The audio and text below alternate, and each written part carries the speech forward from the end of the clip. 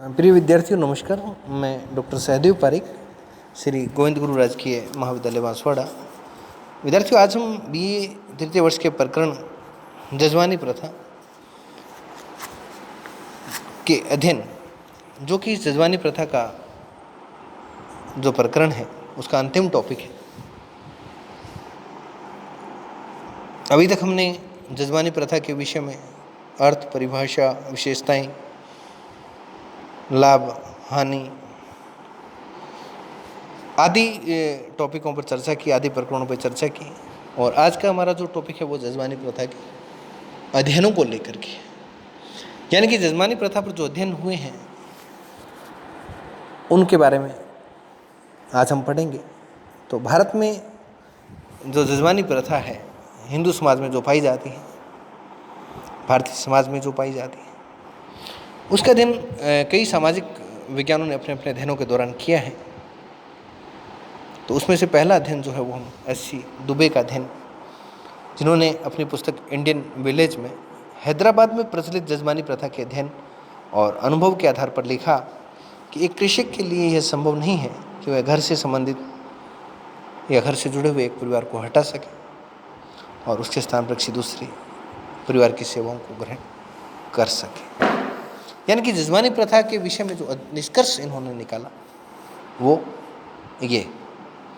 और दूसरा, Oscar Levi's नाम का एक समाजशास्त्री था, जिन्होंने भारत के रामपुरा गांव में जजमानी प्रथा का अध्ययन किया और अपना निष्कर्ष जो है वो village life in northern India में निम्न रूप में प्रस्तुत किया कि कुछ भी हो, जजमानी अधिकार जो एक व्यक्ति के कुछ परिवारों से संबंधित करते हैं, संपत्ति के ऐसे रूप में माने जा सकते हैं जो जैसे पिता से पुत्र को प्राप्त होती है।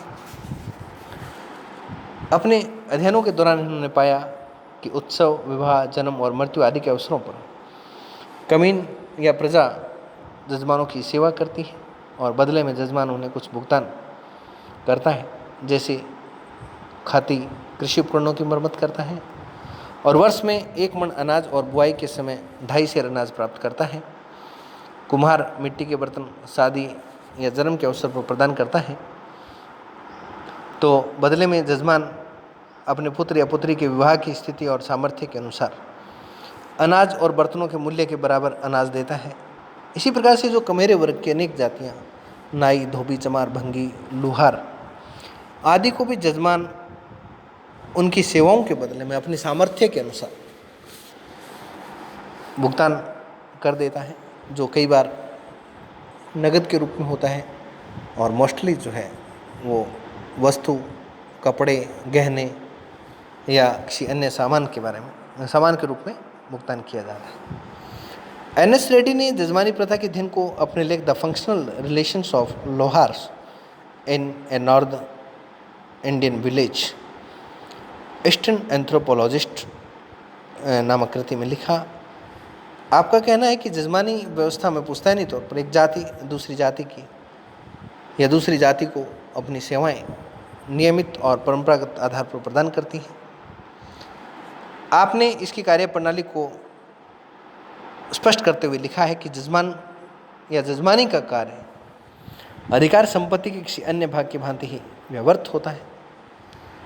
और W.H. वाइजर, जो कि एक सबसे चिर परिचित नाम जजमानी प्रथा में, यदि भारतीय समाज में जजमानी प्रथा के अध्ययन की जब भी बात आएगी तो W.H. वाइजर या विलियम वाइजर का नाम जो सर्वप्रथम आता है। इन्होंने द हिंदू जजमानी सिस्टम में मैनपुरी जिले के करीमपुर गांव के अध्ययन के आधार पर लिखा कि वे ये नहीं जानते कि जजमानी व्यवस्था इतनी व्यापक है।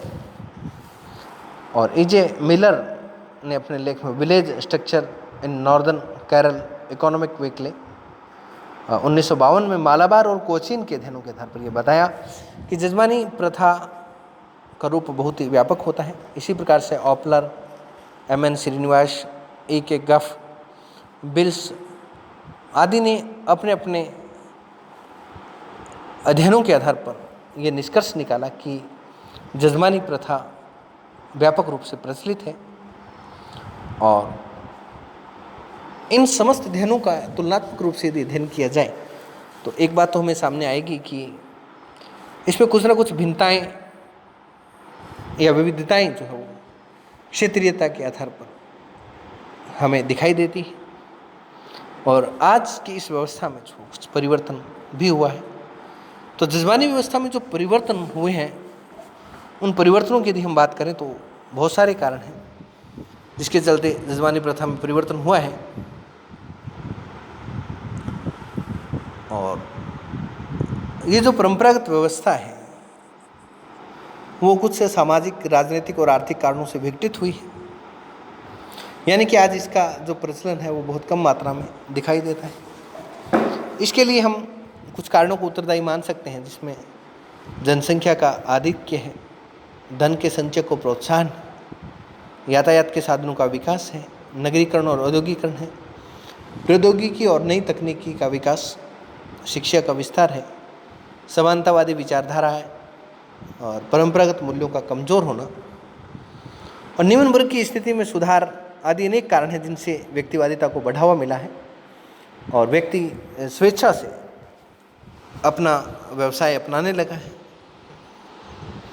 और संबंधों में औपचारिकता का प्रभाव दिखाई देने लगा। जजमान और कमीन के संबंध जो हों स्थिर हुए हैं, परंतु इन समस्त प्रभावों के बावजूद भी हम ये कह सकते हैं कि जजमानी प्रथा पूर्णतः समाप्त नहीं हुई है। भारतीय ग्रामीण अंचल में आज भी इसका व्यापक प्रभाव हमें दिखाई देता है। जजमानी प्रथा से जुड़े हुए कुछ नियमों, विशेषकर भुगतान को लेकर के जो नियम बने हैं, उनमें पर्याप्त शिथिलता आई है, बदलाव हुआ है और इसी के आधार पर हम कह सकते हैं कि जजमानी प्रथा समाप्त तो नहीं हुई है, लेकिन पर्याप्त रूप से परिवर्तित हमें दिखाई देती है। आगामी वीडियो तक के लिए धन्यवाद।